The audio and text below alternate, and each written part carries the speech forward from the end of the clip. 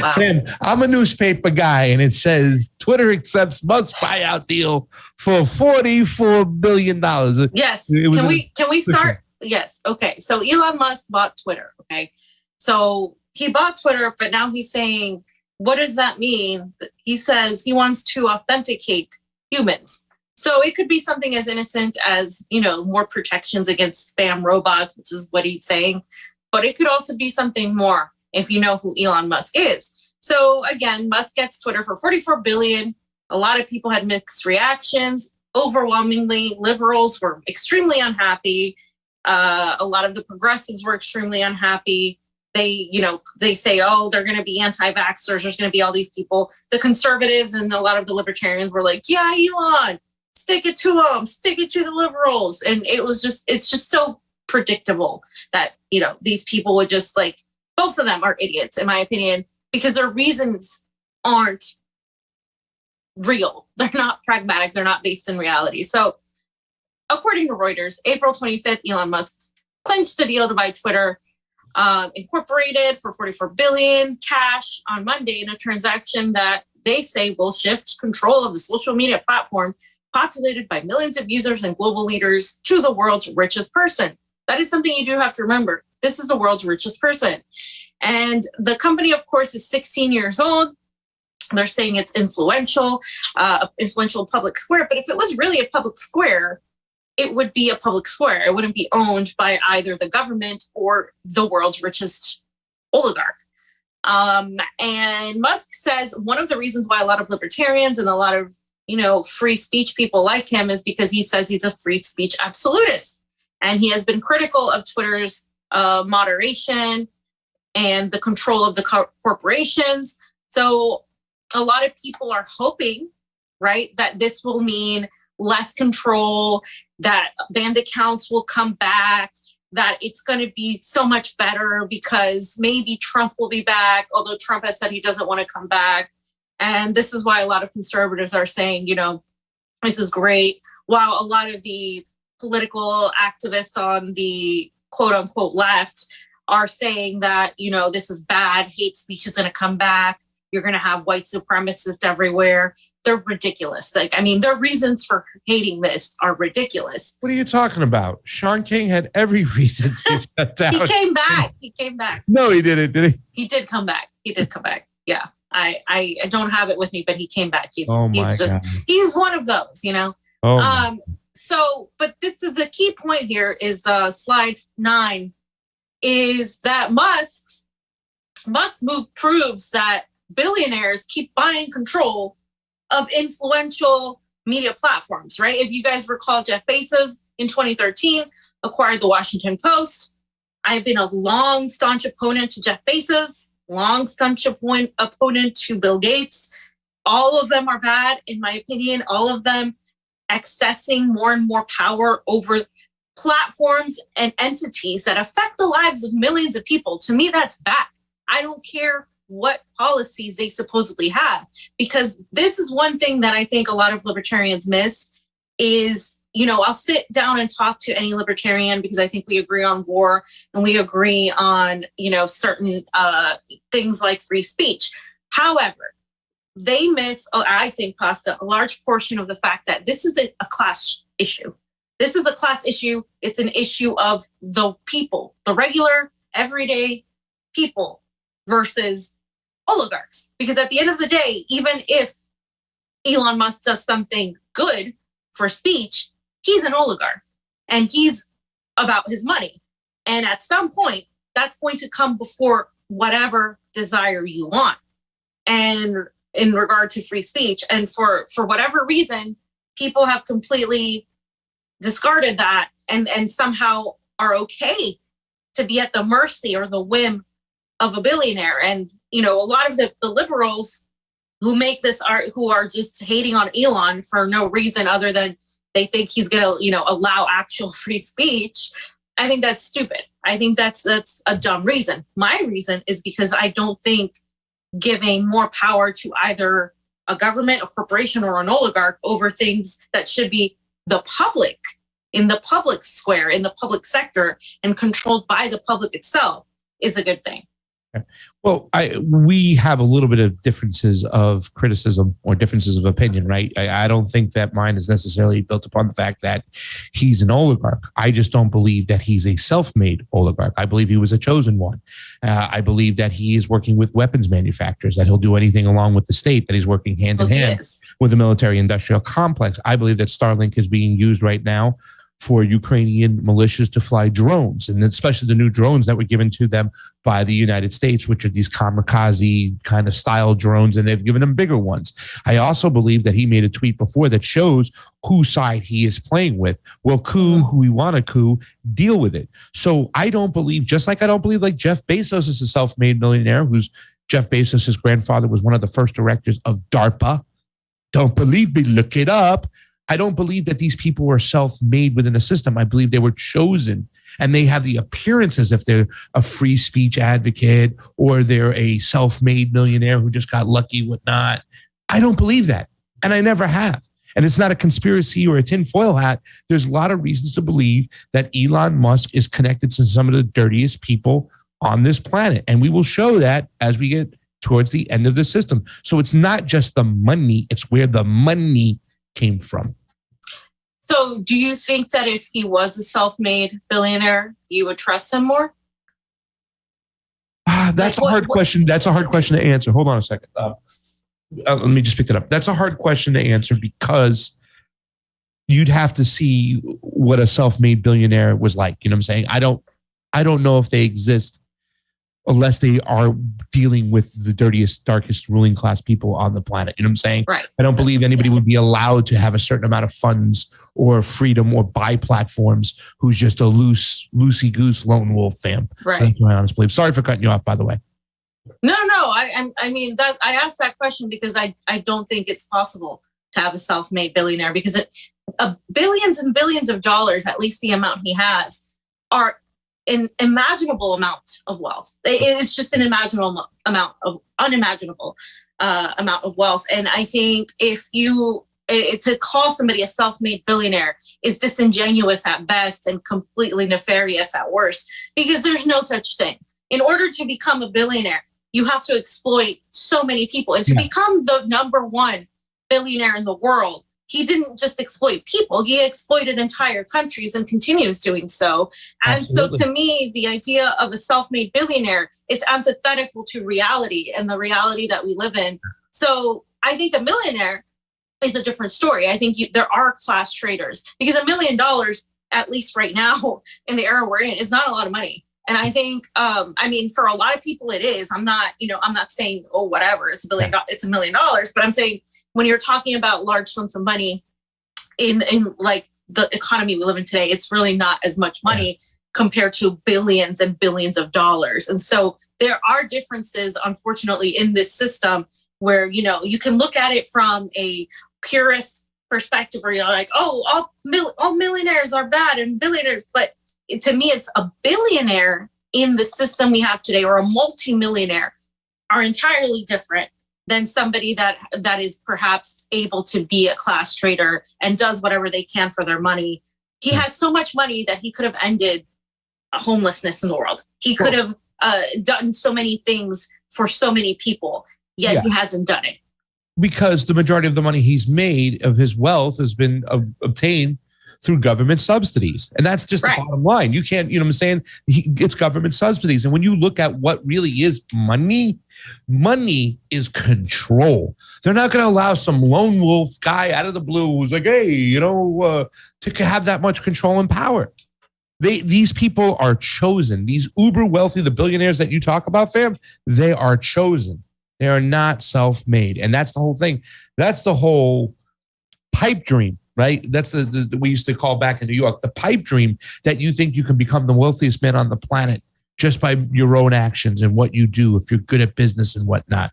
No, you can't. You only get to that point if you are chosen and you are picked to do so. Usually by bloodline, usually by that gang, the relationships. And like I said, we'll show more and more proof that Elon is part of that clan. He's part of that big club and y'all ain't in it. Exactly. And so, so one of the representatives of this whole Twitter deal said that once the deal closes, they're not going to know which direction the platform will go. And this is what employees were told this past Monday, and they're not sure exactly how it's going to play out. So again, a lot of people are saying, well, yay, Elon, he won. And it's like, oh, thank you. I don't think he saved you. I don't think he saved free speech. I think this is just, once again, part of narrative control. And I'll talk about what I mean in a second. The whole liberals hating him and conservatives or libertarians loving him is part of this whole attention culture war bullshit happening, because at the end of the day, he's still a billionaire. He still has more in common with the people that he just made a deal with or bought this from. He has more in common with the government, surveillance, State Department hacks running this. He's still got to work with them. You don't see those people. He sees them. They are in the same circle. You're not. And so to put all your bets on this guy, or even have some sort of hope that he's going to somehow save this based on his resume, to me, just doesn't make any logical sense. But I will read what he did say and why people think what he said is so important, because he did say free speech is the bedrock of a functioning democracy, and Twitter is a digital town square where matters vital to the future of humanity are debated. I also want to make Twitter better than ever by enhancing the product with new features, making the algorithms open source to increase trust, defeating the spam bots, and authenticating all humans. Twitter has tremendous potential. I look forward to working with the company and the community of users to unlock it. What do you think about what that statement says, Pasta? There's a lot of great things there, that a lot of people can really hang their hat on why they like Elon Musk and what the possibilities moving forward could be. But once again, I'm looking at his cheese in a trap. You know what I'm saying? I'm looking about all the data they want to continue to collect on us. And that said nothing about them passing on the data and all the data they're mining on everybody and what's going to happen with that. So, I mean, and it's not just about data mining. It's once again falling into this kind of trap of somebody who you think is a free speech absolutist that is actually just working with the ruling class to digitally, enslave us.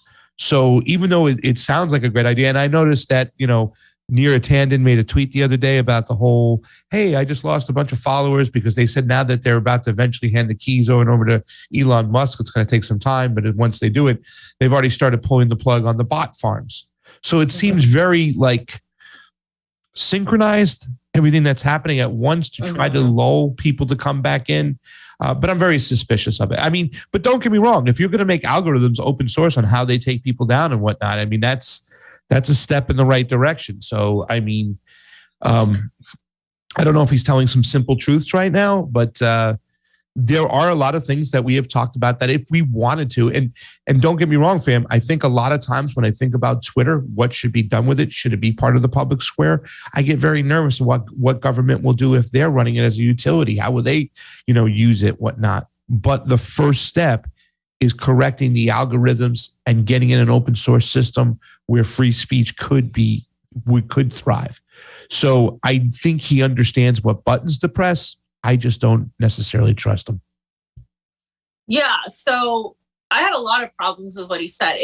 So the beginning sounds good. Like, he is right about free speech being the bedrock of functioning democracy. However, he has never once talked about Julian Assange. He's never as much as even talked about a free press until he could get popular and get a lot of likes and a lot of clout and a lot of attention from talking about this, because of the current situation where Twitter has been banning a lot of people. It's using bot accounts and stuff. So I just have a hard time thinking that free speech is this crusade that he's going on, when he hasn't talked about the obvious thing where the United States is about to extradite a journalist into this country and put him in a jail for 175 years for committing the crime of exposing U.S. and NATO war crimes, the same type of war crimes that we're supporting right now, that this country is supporting right now.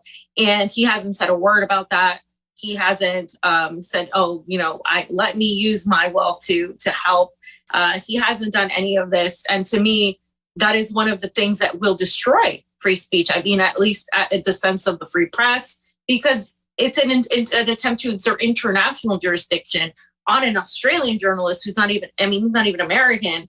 And for what, right? For journalism. So if the structure isn't being addressed, if the structure itself is not being changed, then I have a hard time believing it. The other thing that really bothered me was the authenticating all humans. What does that entail? What does that mean?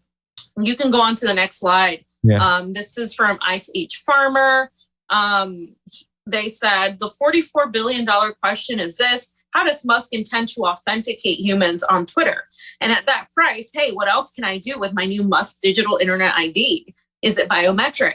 He said free speech and 420, so it's probably cool, right? And I just feel like a lot of people are just like being like, yeah, Elon's based, so based. Like, but it's like, do you see what's happening here? Do you see that this guy that wants to microchip people is now the richest person in the world, now has huge control over a major platform? I think that is actually scary. I don't think it's good. I think it seems good on the surface. And I see why people who don't really know about DARPA and who don't haven't looked into Neuralink think that it's, oh, whatever. But it's really scary if you think about it. This is one of Elon's tweets too. Recently, he said, such a joy to work with amazingly talented people at SpaceX, Tesla, Neuralink, and Dore & Co. So Dore & Co is the tunnel thing where they're trying to build under tunnels for to help with the traffic. Neuralink is the microchip technology. Tesla, of course, cars, and SpaceX. He has funding, of course, from the defense industry. He is part of the defense industry. But I just wanted to remind everybody of what is Neuralink. And in case you didn't know, Neuralink is a gadget that would be surgically put into your brain using robots, and a neurosurgeon would have to do it. And the chipset called the link is implanted into the skull, and it has a number of wires connected to it from the electrodes that are used in the process. And the device can then be used to operate smartphones and computers without having to touch it. So this, they state that it would push the boundaries of neural engineering work. So essentially, the route they're using is if you're a paraplegic and you have this chip inserted, you can control your phone, you can control things with your mind. Now, that sounds great. That sounds like, wow, science progressing. But look who are the people in power. Look who are the ones that are running the show. Look at the Great Reset. Look at the plans that have been going all along. And if you haven't, I urge you to go back and read some of Whitney Webb's work on this, because she talks about it a while ago. And once you understand that, while yes, this is advancing and pushing technology and science to a level that would be you on the surface good, then you understand, like, but who would it be used for what ends, the whole thing. Yeah. The other thing I pointed out to Pasta is how stupid some of these people are in their criticisms of Elon Musk. This guy stood out to me as being one of the dumbest in his criticisms, because he said, this is a Richard Hananya. And he said, Elon Musk takes over Twitter. He's a billionaire who doesn't even have a master's degree. Is that who we are going to trust with the future of our democracy? I believe that we should focus on the potential for Russian influence, as bringing China into it may lead to anti-Asian violence. But I'm glad responsible citizens are at least thinking about the implications for democracy today. And Jeff Bezos had tweeted out, interesting question, the Chinese government just gained a bit of leverage over the town square. So, they're promoting a fear-mongering of Russia. They're promoting this whole saying that, China is going to come in and it's going to bring anti-Asian violence. And then, of course, he talked about Sean King. But the main thing that really irritated me and really just cements the fact that this person is a shitlib is he said he doesn't even have a master's degree. I don't give a crap if a person has a master's degree or not. It's a piece of paper. He's not one of us. It's extremely elitist, is extremely stupid to point that out, to say, oh, because he doesn't have a master's degree. That's the least of my worries with Elon Musk. Like, I'll criticize him for a lot of things. Him not having a master's degree, this is how these people view themselves. Like, they think they are superior in every aspect to every single person. That in turn pushes people away and creates more support for figures like Elon, who kind of represent the counter narrative, but it's still part of that narrative. It's controlled opposition, is my point. Because as Niko pointed out in this next tweet, he said, this is a ridiculous and an unnecessary elitist take. All the things people could point out to criticize Musk's purchase of Twitter, especially the big picture implications, and they just keep missing the mark by a mile, giving Musk truthers more ammo to defend him. And that's exactly what happens. And that's exactly, once again, where the 1% and the predator class win, because you have people defending Musk because these morons are like, their criticisms are so vapid and completely stupid. Yeah. So then we don't get anywhere. And then, you don't have the person that's like us, where they're like, wait a minute, like, yes, that's dumb, but there are actual valid criticisms of him doing this, and none of that is being talked about. Yeah, the shit libs have missed the point. Like, you talked about the whole Sean King thing, and I read the reasons why. It was just like, holy cow, like, you're just going to single him out because he's a white person. That's it. There's no nuance to it whatsoever. And that's why this is about white supremacy and everything. And then, Steve, he went to town with all the nicknames that Sean King has had over the last couple years. Yeah. And that shit's pretty funny, but we won't get into that. Peter Navarro, a ex-Trump staffer, said that Elon Musk was controlled by the Chinese Communist government. I mean, you can't make this shit up. It's the same thing over and over again. Yeah. You don't get the serious criticisms in the areas which we need to criticize. And this is done on purpose. Yeah. So the outlandish left and the outlandish right, they go back and forth, and they just cause a lot of guff with their stupid comments. Controlled by China, he's a white supremacist. And it's like, guys, can we please keep our eye on the ball and concentrate to what's important? Because these particular arguments out there, and the way the shit libs have lost their minds, and the way the Republicans, some of these conservatives, I should say, have said he's part of the Chinese Communist Party, and the libertarians, once again, were just excusing him because they think he's a beacon of freedom of speech. And not all of these people, whatnot. We're just saying there's a pretty decent amount. When you go to these different platforms where you have tribal kind of behavior or tribal content that's out there, you see this, and it's very easy to spot. And it is sad because we're not keeping our eye on the real problems.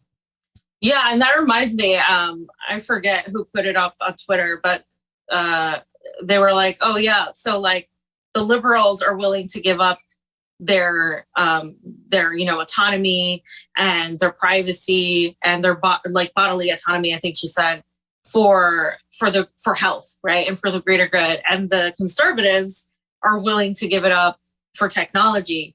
And so there are blind spots on this argument and culture war against Elon that these people are just shouting into each other, right? But they're not really getting to the crux of the actual problem. It's the same thing when you have like a Proud Boy against Antifa.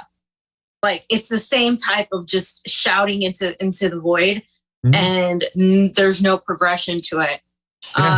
Yeah. And that's because the ruling class, the masters, the puppet masters, have done that on purpose. And it's so stupid because they're, that's what the thing about Americans are. They're so easy to divide. So Caitlin Johnstone posted this tweet that I thought was cool, interesting.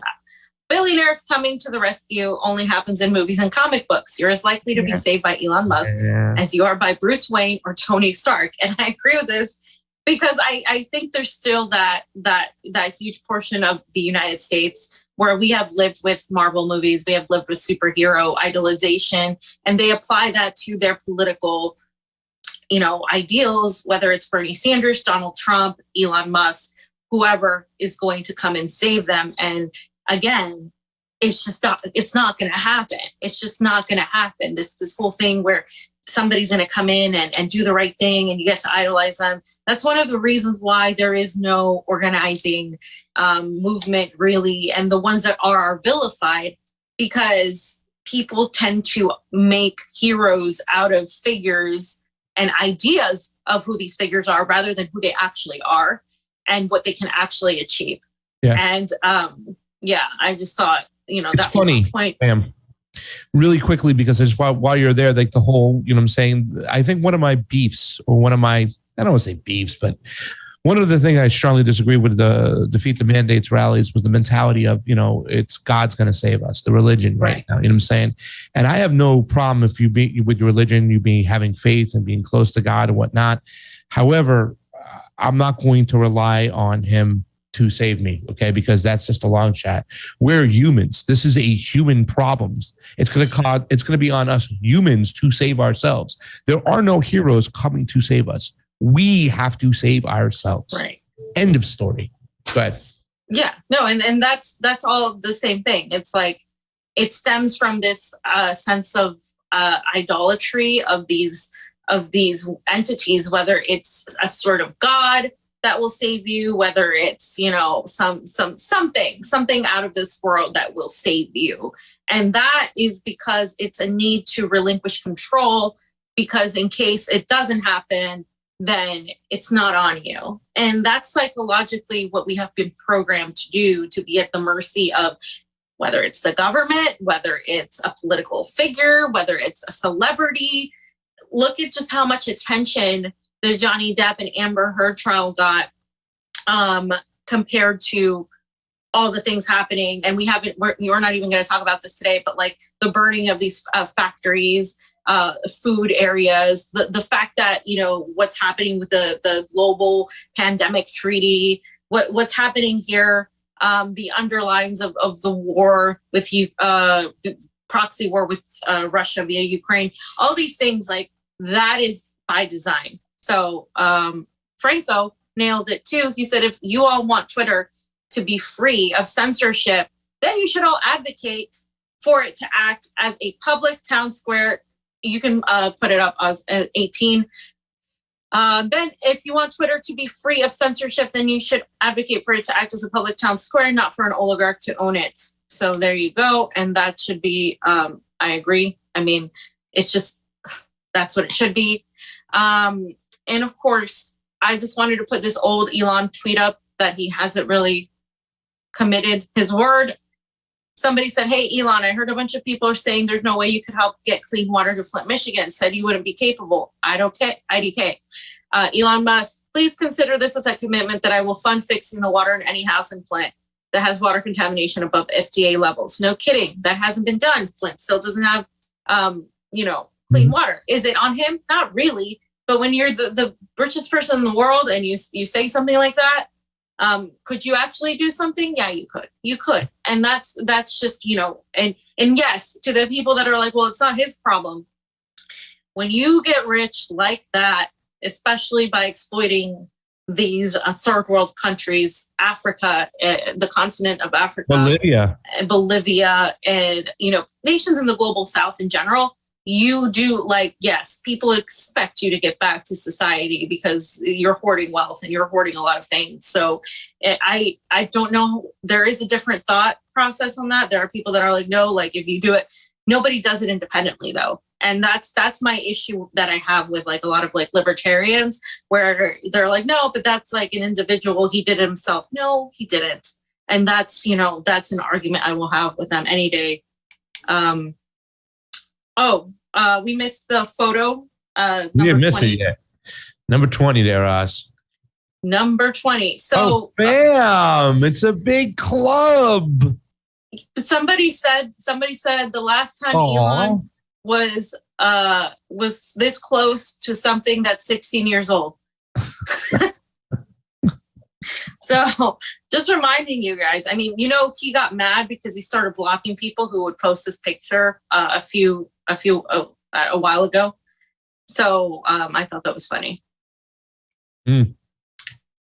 Anyway, well, you have a video. I do have a video because it's kind of tie in this last section, this first section together and whatnot and stuff, because there was some talk from Ari, and we talked about this on the morning show, fam. And I just want to play this video. And this is all has to do with the fact that, Elon coming to buy and do all this stuff with Twitter. Take a look what Ari, our good friend, super newsman, Ari Melber, has to say.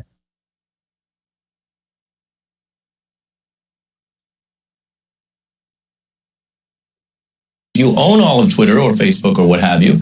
You don't have to explain yourself. You don't even have to be transparent. You could secretly ban one party's candidate or all of its candidates, all of its nominees, or you could just secretly turn down the reach of their stuff and turn up the reach of something else. And the rest of us might not even find out about it till after the election. Elon Musk says this is all to help people because he is just a free speech, philosophically clear, open-minded helper. You own all of Twitter or Facebook or what have you. You don't have to explain yourself. You don't even have to be transparent. You could secretly ban. Stop it. Yes, you do. Yes, you do. You cannot. It's like saying that you don't have to abide by the laws of the land, that you didn't enter into a contract with the government, an NDA section 230 that says that if you want to be a platform and not a publisher, you must be equal across the board. You cannot pick winners or losers. You're not a publisher. You know what I'm saying? And no, you can't just favor one candidate over the other.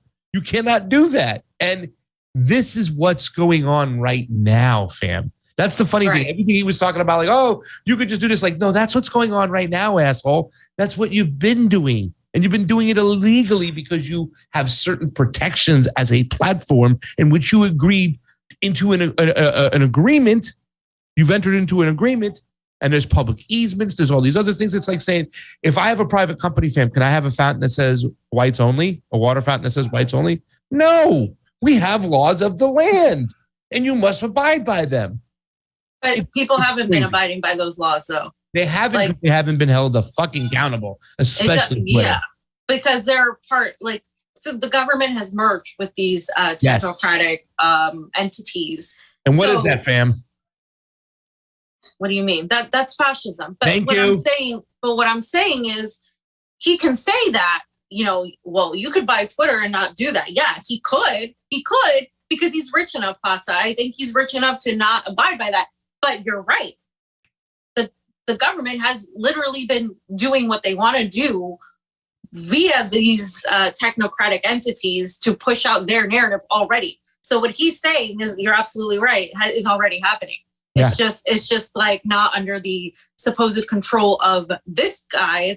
It was under the supposed control of several, rich guys. Now it's under the control of this guy and whoever he decides to work with, which this is why I don't think it's going to change very much. I think largely when you have a platform this big and this powerful, it's going to be under the control of both the technocratic entity and the people who profit off that entity and the government, because the government has merged with it. So at the end of the day, they're going to protect their narratives because they wouldn't relinquish its power if they weren't sure that they could protect the narrative.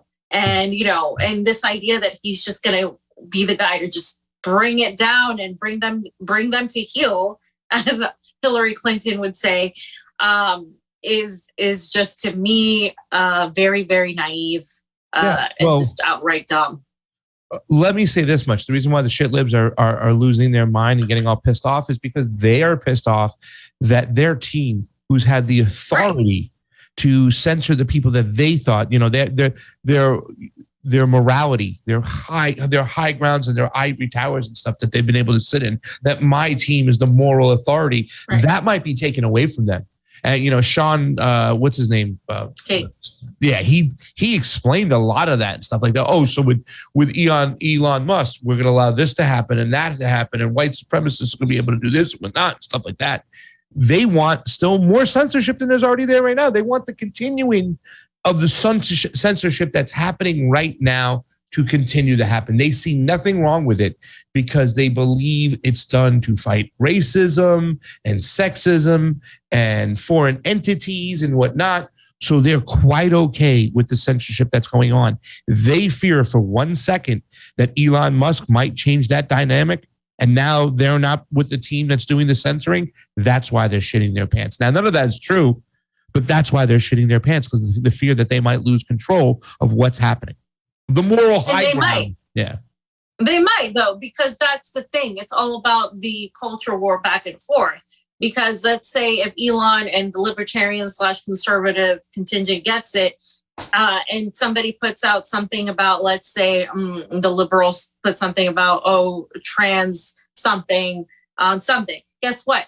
They're going to want to ban that too, because they're just as hypocritical, a lot of them. They're just as hypocritical as the liberals when it comes to the stuff they want to ban. They're banning books right now. A lot of Republicans, they're trying to do this whole thing where they're banning, and you've seen it in our own Florida governor, Ron DeSantis, our great friend, who does the same thing. He talks against mass censorship on one end, and on the other end, he becomes a hypocrite wanting to ban this and punish protesters for protesting, which, hey, that's an expression of freedom of speech, whether you like it or not. So they play these games, and I think that's the thing. It's a team sport mentality. Oh, well, Elon's on my team, so he's good. Well, Elon's not on my team, so he's bad.